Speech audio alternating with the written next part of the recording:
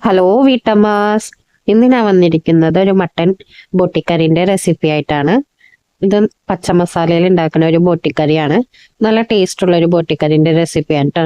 അപ്പൊ ഇത് എങ്ങനെ ഉണ്ടാക്കണമെന്ന് നോക്കാം. അതിനായി ഞാൻ ആദ്യം ഇവിടെ ഒരു ജാറിലേക്ക് ഇഞ്ചി ഇട്ട് കൊടുത്തിട്ടുണ്ട്. ഇനി മല്ലിച്ചീരയും പുതിനയും ചേർത്ത് കൊടുത്തിട്ടുണ്ട്.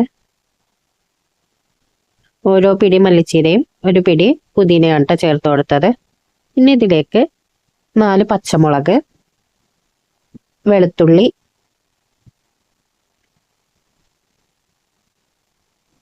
ഇനി 1 ടേബിൾ സ്പൂൺ അളവിൽ കുരുമുളക് പൊടി അല്ലെങ്കിൽ കുരുമുളക് ചേർത്തിട്ട് അരച്ചെടുത്താലും മതി. ഇവിടെ ഞാൻ നല്ലതുപോലെ അരച്ച് മാറ്റി വെച്ചിട്ടുണ്ട്. ഇനി ഒരു കുക്കർ ചൂടായതിന് ശേഷം ഇതിലേക്ക് വെളിച്ചെണ്ണ ഒഴിച്ചു കൊടുക്കാം.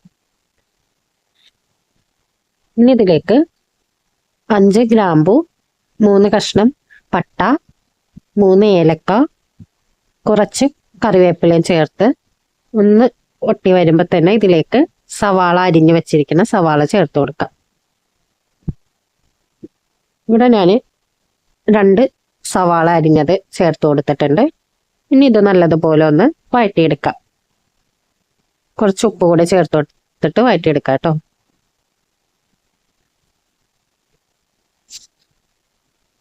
ഇതിപ്പോൾ ഇവിടെ വഴന്നു വന്നിട്ടുണ്ട്.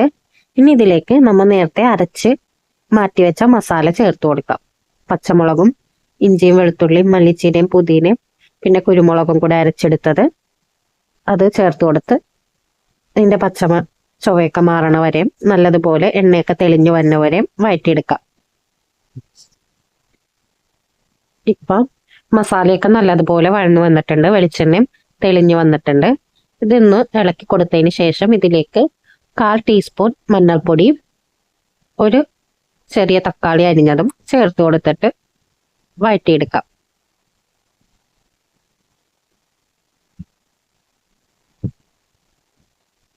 ഇനി ഇതിലേക്ക് കഴുകി വൃത്തിയാക്കി വെച്ചിരിക്കുന്ന ബോട്ടിയോടെ ചേർത്തിട്ട് നല്ലതുപോലെ ഒന്ന് ഇളക്കി യോജിപ്പിച്ചെടുക്കാം.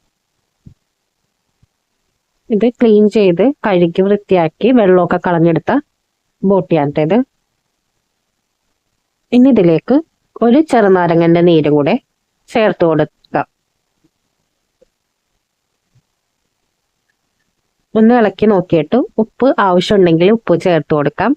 എരിവ് പോരാന്ന് തോന്നുന്നുണ്ടെങ്കിൽ കുരുമുളക് പൊടി ചേർത്ത് കൊടുക്കാം. ഇനി ഇതിലേക്ക് കുറച്ച് വെള്ളം ഞാനിവിടെ ചേർത്ത് കൊടുത്തിട്ടുണ്ട്. ഇതിപ്പോ നല്ലതുപോലെ ഇളക്കി യോജിപ്പിച്ചെടുത്തിട്ടുണ്ട്. ഇനി നമുക്കിത് അടച്ചു വെച്ചിട്ട് വേവിച്ചെടുക്കാം. ഇവിടെ ഞാൻ 6 വിസിലാണ് വേവിച്ചെടുത്തത്. അപ്പോൾ ഓരോരുത്തരുടെ കുക്കർ അനുസരിച്ച് വേവിന്റെ വ്യത്യാസം വരും. പിന്നെ ബോട്ടിന്റെ ഇതനുസരിച്ചും വേവ് വ്യത്യാസം വരും. അപ്പൊ ആദ്യം 3 or 4 വിസിലിന് വേവിച്ചെടുത്തതിന് ശേഷം ആവിയൊക്കെ പോയതിന് ശേഷം കുക്കർ തുറന്നിട്ട് ബോട്ടി വെന്തിട്ടുണ്ടാന്ന് നോക്കിയിട്ട് ഇല്ലെങ്കിൽ 2 വിസിലിന് ഒന്നും കൂടെ വേവിച്ചെടുത്താൽ മതി.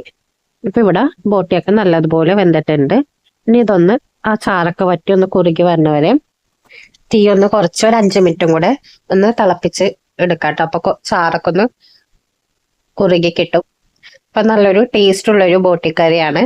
നമുക്ക് കപ്പൻ്റെ കൂടെ അല്ലെങ്കിൽ ചോറിൻ്റെ കൂടെയും നാസ്തൻ്റെ ഒക്കെ കൂടെ കഴിക്കാൻ പറ്റിയ ഒരു റെസിപ്പിയാണ്. അപ്പൊ എല്ലാവരും ട്രൈ ചെയ്ത് നോക്കിയിട്ട് അഭിപ്രായം കമന്റ് ചെയ്യാനും റെസിപ്പി ഇഷ്ടപ്പെട്ടാൽ എന്റെ ചാനൽ സബ്സ്ക്രൈബ് ചെയ്യാനും മറക്കരുത്. നല്ലൊരു റെസിപ്പി ആയിട്ട് വീണ്ടും വരാം.